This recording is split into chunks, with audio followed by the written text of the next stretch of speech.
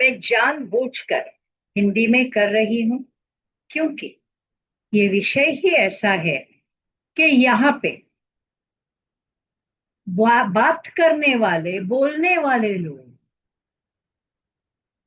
केवल मेरी मातृभाषा मराठी में नहीं बोल रहे, हिंदी में बोल रहे हैं, गुजराती में बोल रहे हैं, बंगाली में बोल रहे हैं, इंग्लिश में बोल रहे हैं। भारत में बात की जाने वाली, बोली जाने वाली लगभग हर भाषा में लोग शुरू हैं।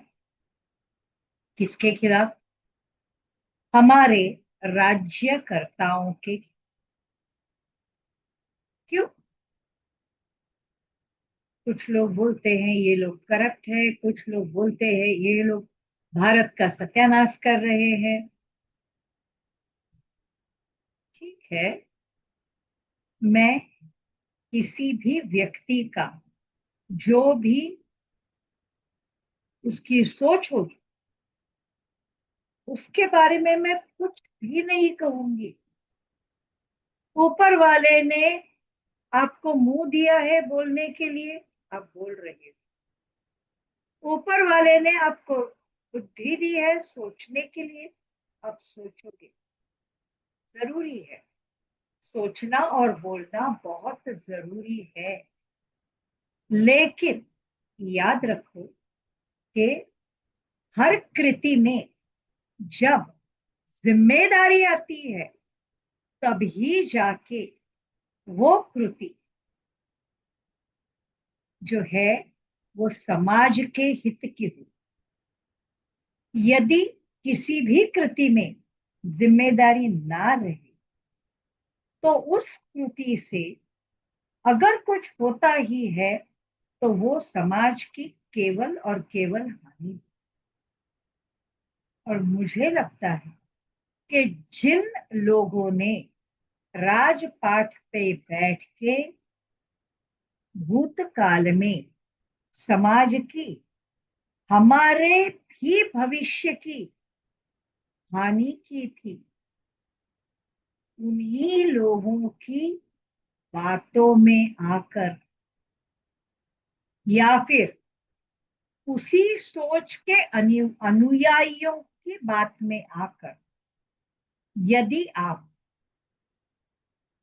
अभी के राज्यकर्ताओं के खिलाफ बड़बड़ करने लगो, बोलने लगो, तो ये स्थिति इसलिए घातक है क्योंकि मुझे लगता है बोलने वाले सभी लोगों ने एक बात पक्की समझ के रखनी चाहिए कि जहां पे राज्यकर्ता नहीं होता, जिस समाज का, जिस राज्य का राज्यकर्ता नहीं होता, वहां पे अराजक माचता है, अराजक पैदा होता है। और अराजक पैदा होने के बाद वो राष्ट्र या वो संस्कृति का विनाश होता है। एक बात मैं और कहूंगी कि हमारे आजू बाजू दुनिया भर में कुछ ऐसे समाज है, कुछ ऐसी प्रजातियां हैं जो चाहते हैं कि हिंदुस्तान में जो तथाकथित सोचने वाली प्रजाति है वो एक दूसरे को गाली गलौज करने में पूरी तरह व्यस्त हो जाए, ताकि अंत में हिंदुस्तान का विनाश हो जाए और उसके ऊपर हरा झंडा लग जाए। सोचो, क्या आप ये चाहते हो? क्या आप चाहते हो कि हमारी संस्कृति, हमारी सभ्यता, हमारे राष्ट्र का अस्तित्व इसका विनाश हो? यदि चाहते हो तो करते रहो जो कर रहे हो। लेकिन यदि आपके कंधे के ऊपर दिमाग नाम की चीज है, और स्वाभिमान या फिर खुद के लिए का जो, देखो, दुराभिमान और स्वाभिमान, इन दोनों चीजों में फर्क हो, और सही तरीके का अपने अच्छी चीजों के बारे में जो हमें अभिमान होता है, उस अभिमान को हम स्वाभिमान कहते हैं, दुराभिमान नहीं कहते। याद रखो। तो मैं ये कहती हूँ कि जिनके पास स्वाभिमान है और जिनमें तर्क शुद्ध पद्धति से सोचने की क्षमता है, वो लोग जो मैं बोल रही हूं इसके ऊपर अच्छे से सोच के विचार करें। और जिनको तर्क शुद्ध पद्धति आती ही नहीं है, वो लोग इस वीडियो में मैं फालतू बड़बड़ करती हूँ ऐसी भी कमेंट डालेंगे। ठीक है, मुझे कुछ कहना नहीं है। जो भी कमेंट डालेंगे या जो भी कृति करेंगे, उससे कृति करने वाले खुद कैसे हैं ये ही दुनिया को साबित करें। इतनी सी बात है। अब इसके आगे जो मैं बोलने जा रही हूँ, ये सबसे ज्यादा महत्व। मैं ये कहती हूँ कि हम सब इंसान हैं, और इंसान से ही गलती होती है। हाँ, इंसान से ही गलती होती है जरूरी नहीं है। कभी कभी ऊपर बैठा परमेश्वर भी गलती करता है। शायद इसीलिए परमेश्वर एक हद तक लोगों को बुराई करने के बावजूद सजा नहीं देता। आपको पता होगा कि कृष्ण भगवान ने भी शिशुपाल के 100 अपराध होने तक उसे सजा नहीं दी। 100 अपराध पूरे होने के बाद उन्होंने उसे सजा दी। अब शायद ये कलयुग चल रहा है, तो 100 के बदले 10-20 हजार अपराध या फिर कुछ लाख अपराध पूरे हो जाए, ये ऊपर वाला चाहता होगा, हम कुछ नहीं कहेंगे। मगर ये भी बात है कि ऊपर वाला भी गलती करता है, तो फिर इंसान की क्या बात है। इसको लेके मैं एक बात, आपको एक कहानी बताऊंगी। अभी क्या है ना, अपनी संस्कृति की कहानी नहीं मैं बताऊंगी, क्योंकि जो भी अपने राज्यकर्ताओं के खिलाफ बड़ी चाव से बोलते हैं, उन्हें पाश्चिमात्य संस्कृति पे बड़ा गर्व होता है। इसलिए पाश्चिमात्य संस्कृति के जो माने गए संत है, यानी क्रिश्चियन लोगों का क्राइस्ट, उसकी बात कहूंगी मैं। क्रिश्चियन धर्म स्थापित करने के बाद उसने देखा कि वो जब वो चल रहा था काम, उस समय उसने देखा कि एक औरत ने कोई गलती की, इसलिए उस समय के जो राज्य करता था या जो भी कुछ था मेन मुखिया, उसने लोगों को बोला कि इसे पत्थर मार मार के इसको मार डालो। तो वो औरत बेचारी बहुत गरीब, लाचार, सहमी हुई, ऐसी बैठी हुई थी।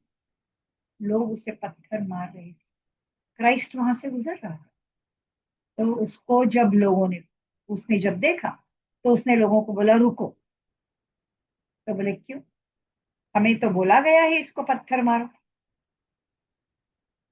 तो क्राइस्ट ने बड़ा अच्छा जवाब दिया। उसने बोला कि पत्थर तो मारो, इसने गलत किया है, उसे सजा दो, लेकिन एक बात याद रखो, सजा देने का हक केवल उसी को है। किसी ने पाप किया, इसलिए सजा देने का हक केवल उसी को है जिसने अपनी खुद की जिंदगी में कभी पाप ना किया।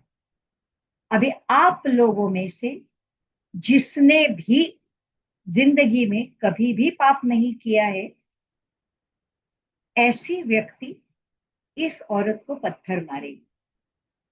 जिसने एक भी पाप किया हो, वो पत्थर मारने का हकदार नहीं है।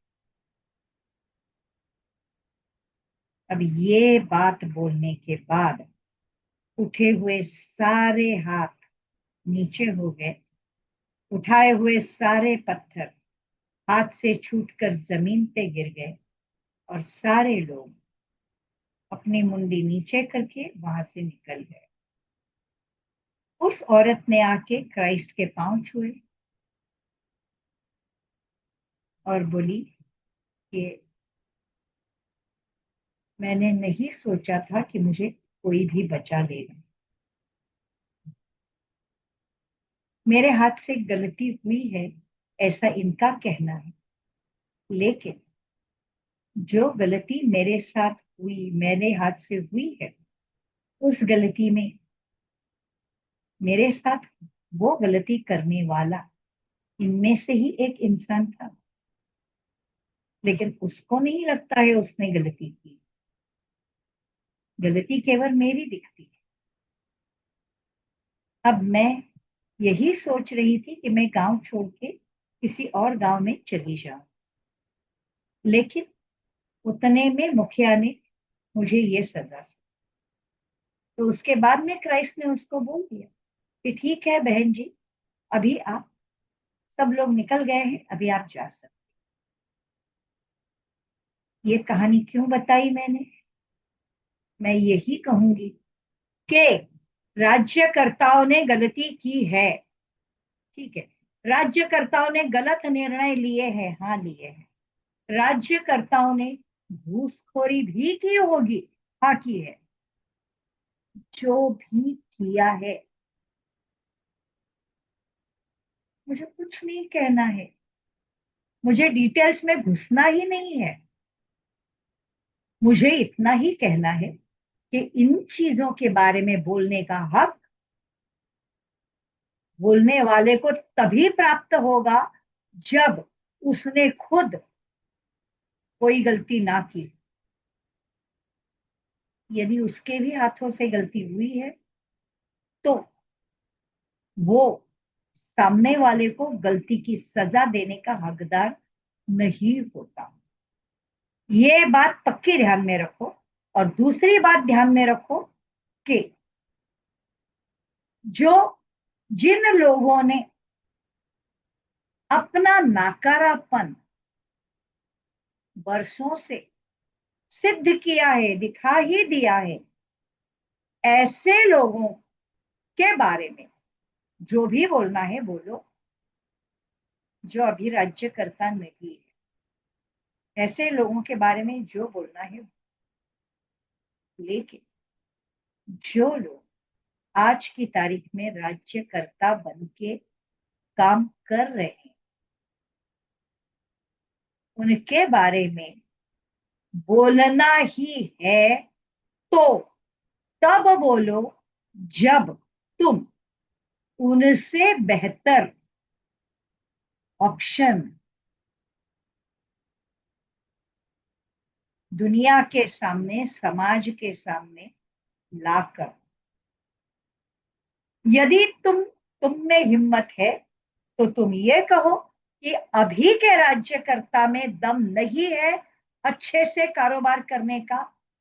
हमारी नजरों में ये फलाना व्यक्ति इतना पक्का है, इतना अच्छा है कि ये बंदा अच्छे से इनकी जगह पे बैठेगा तो राज्य कर पाएगा। तो अगर ये करने की हिम्मत है, तो ये काम करो। और ये काम करने के बाद फिर जिन्होंने गलतियां की है उनकी गलतियां दिखाओ, ताकि समाज के सामने दूसरा ऑप्शन मौजूद रहे, यानी कि समाज में अराजकता नहीं फैले। अगर इस तरीके से जिम्मेदारी से राज्यकर्ताओं की गलतियां चुनने का और राज्यकर्ताओं को अपनी जगह से हटाने की कोशिश किसी को भी करनी है तो कर सकते हैं, मुझे कोई एतराज नहीं है।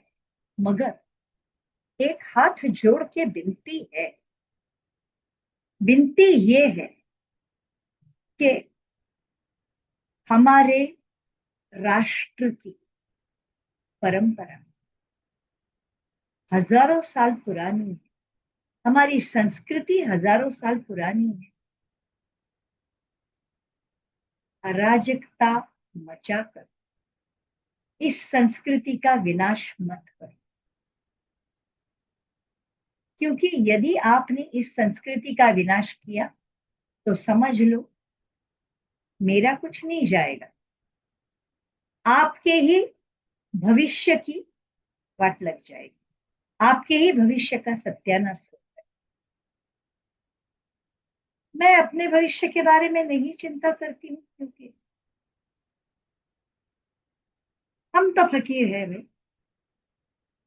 हमें जो चाहिए ऊपर वाला देता है, जो नहीं चाहिए नहीं देता है, बात खत्म।